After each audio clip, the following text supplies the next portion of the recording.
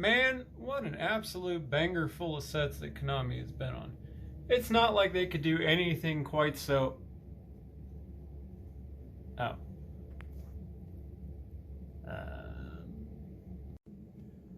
What's good, YouTube? It's your boy, pigandmeh here, with another updated deck profile for you today. Today I'm going to be showing you my updated list of my Tri-brigade deck. Decided to take it to locals today, went X1, got second place, and I only lost to this deck that I could best describe as 60 card pile. So let's quit with all the BSing and show you this deck profile. Like I state all the time, I'm going to show you guys the deck profile real quick and then we'll go into explaining stuff. Also, my cool new field center. Okay, as for the deck profile, for the Tri-brigades, start out with 3 of the new card Tri-brigade kit, 3 copies of Fractal, triple copy of Nerval, and 3 copies of Karas, 3 copies of Tanky, 1 Rendezvous, and 1 Revolt. For the non-Tri-brigade supporters, still running a triple turquoise Wobbler, a 2 Cobalt Sparrow, and the 1 Swallow. Followed up by 2 Kinkaboyos. And to round out the kind of tech, 3 copies of Reborn Tengu. Round out 1 Mist Valley Apex Avion and 1 of the Wind Barrier statue. For hand traps, still just going with 3 Crow and 3 Ash Blossom. And it's kind of your utility cards. Just power 1 of Reborn, Harpy's Feather Duster, Foolish Burial, and Called by the Grave. For the extra deck, I'm running 1 Salamangreat Almirage, 1 Link Karibo, 2 Freragit,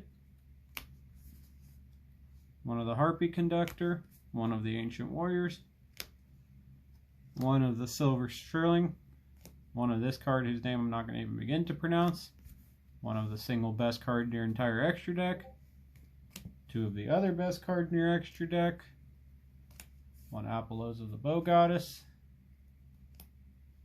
the Assembled Nightingale, the Rectal Starling, and then the Divine Arsenal Double Zeus. Alright.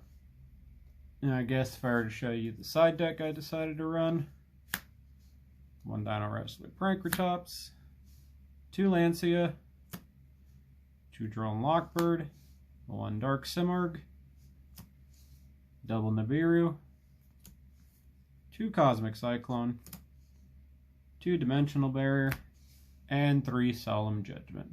Now on to explaining some stuff. From Blazing Vortex, this deck was granted 2 new cards in the form of Rendezvous and Kit. What these cards are is essentially, Kit is another name and an extra Foolish Burial, and Rendezvous kind of is an attack boost, or it can help prevent your guys from being destroyed. It's real cool. Kit here has the effect that she can send any Tri-brigade card, so you can send both this Rendezvous or any of your guys. More often than not, the thing she does is kind of make Fractal extend even more, because essentially, off of 1 Fractal dump, or even a Foolish Burial, she can always at least help you get 3 different names in the graveyard and the Karas to your hand. Or if your hand is already sufficient enough, she can send the Rendezvous just as a quick little protection.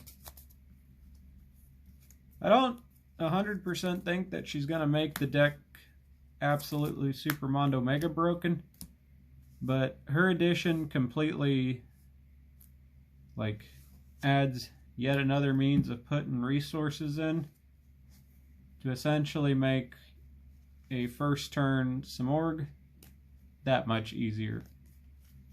Because Fractal and her equals 3 names, so Karas can just instantly go into the Simorgh link without having to put you at fear for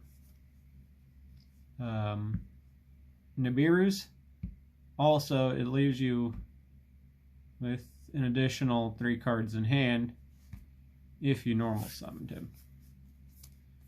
And also of note, because her low attack stat, that's why I decided to run the Almirage, because you can send her for the summon of an Almirage and then trigger her effect and proceed to extend from there. But I would be lying if I didn't say that in the process of making my extra deck that I wish I just played a random generic Link 2, because there was one scenario where via a super special tech I couldn't play for anything because my entire extra deck has to be devoted to these guys' specific monster typing. And a lot of those cards have special summoning conditions, which is really annoying. But I think with Kit coming out, she helps essentially increase the window of this deck and just absolutely is a fantastic card, and maybe single-handedly one of my most favorite cards that Konami could have possibly put out for an archetype that I've developed a big fondness for.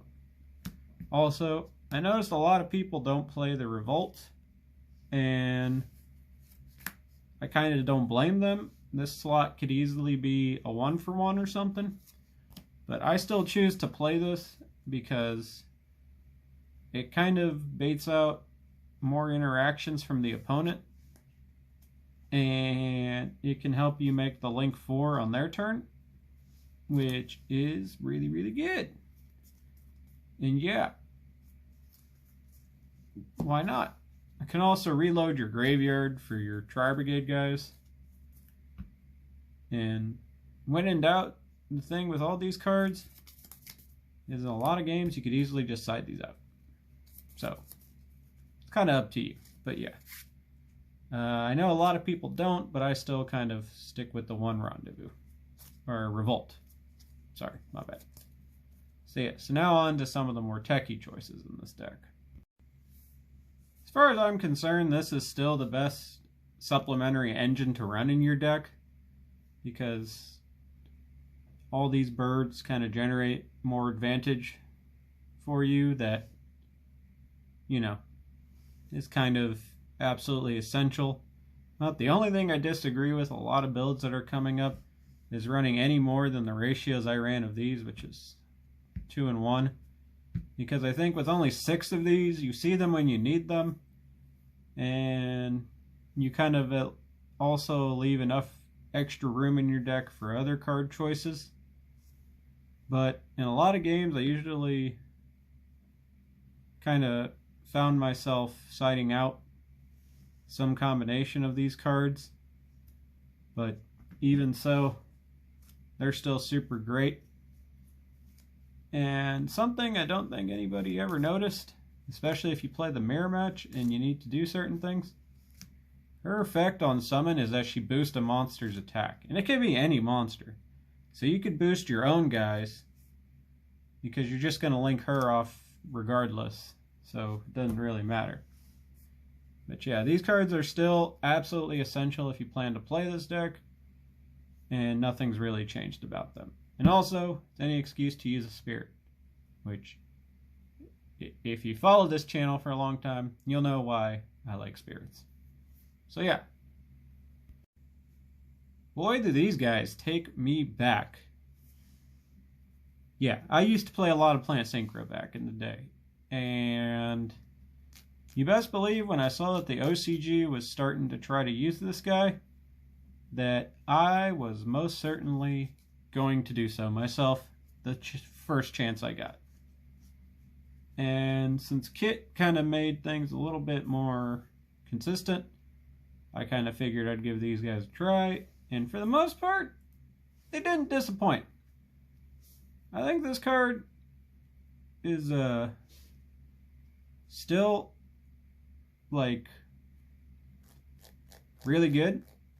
It's not like so absolutely broken in the day of like links because, well, there's not any link one that he can just automatically trigger.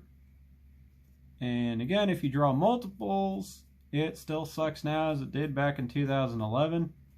The only saving grace is that your Farajit can put one of these back into your deck because he's automatically chain link 1.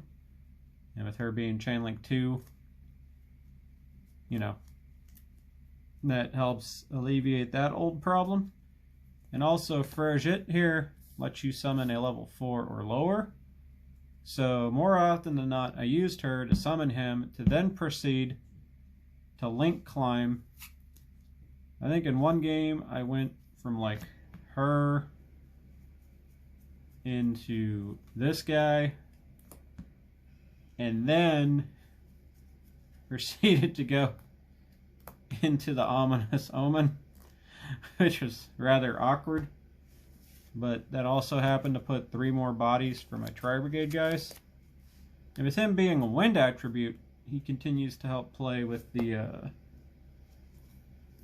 barrier statue because you can still keep special summoning them. He actually facilitates the ability to make both your big 4800 quick effect shuffle bird and oddly enough this Harpy Conductor. She just requires 2 wind monsters. So in theory, if you had Tengu plus the Nerval or something, you can link them into her, get a search, special your Tengu, and then proceed to link her into this guy to then special another Tengu, and then have all the extra resources in your graveyard to just keep doing a bunch of funky plays. So yeah, you could argue that he's kind of niche, but like, I really like this card today, and it was just like pleasantly surprising to know that he still functions in 2021. Like, this is 10 years from now, or since he came out, and this card is still good. So yeah, that's insane. And on a much lesser note, he just provides you another tanky target. So yeah, this card is great, and I think anybody playing this deck should really consider giving him a shot. So there you go, my updated Tri-brigade deck profile. I think Kit is an absolutely fantastic addition to this strategy, and while I don't really think that this is necessarily like a tier 1 gonna dominate the format, everybody better have all your side decks completely prepared for this kind of scenario. I think at the very least it is a fantastic like rogue option for when you want to play something that's a little different than the meta, but it at least holds up on its own. So why don't you guys tell me what you think in the comment section down below. Remember to like, favorite, all that jazz. And this is Meh, Pig and Meh, signing out.